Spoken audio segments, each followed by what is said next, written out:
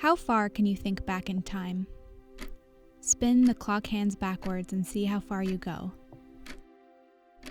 Before humans, even farther back than dinosaurs. Millions and millions of years before dinosaurs.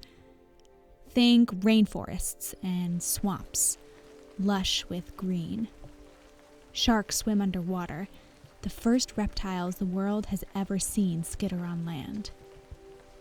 2-meter-long dragonflies buzz over your head.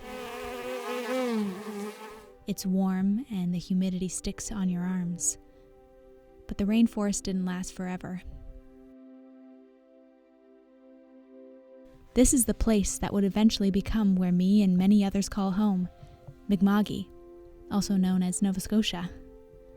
Ice Age moved in and out. The water rose and fell and rose again. The continents moved and broke and rearranged themselves. The land moved north. The secrets of that time were covered with earth and preserved in the rock.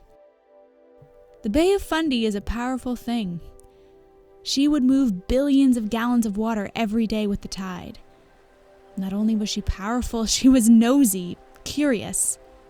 As her tide moved along the coast, she felt as if she knew everything there was to know about the land around her. She knew the sound of every tributary, the names of all the seabirds, the number of lobsters that swam beneath. She knew it all except one place, the cliffs.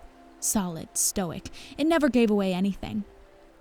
The cliff knew about its secret past, about the giant dragonflies and the giant trees and ferns, and all the old reptiles and sharks. Even though the land would cover in snow and the lakes would freeze a long, long time ago, the cliff knew it was a lush, tropical paradise. He didn't want anyone else to know. He wanted to keep this knowledge all to himself. His own little secret. He liked knowing things others didn't. As the bay's water would pass by the cliff, she would always yell to him, "What are your secrets?" The cliff would reply, "Wouldn't you like to know?" The Bay of Fundy is a nosy thing, a curious thing. This was their game.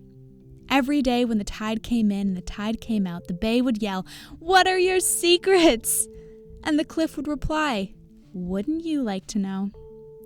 This was the way it was for thousands of years.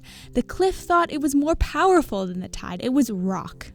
No human or animal could move it. Its secrets were safe. Until one day the cliff was looking out over the bay, admiring the sun on the water when it looked down. Huh?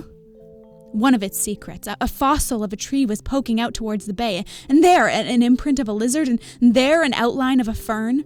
Suddenly, as the tide came barreling back in, it called out, "What are your secrets?" as it had done every day.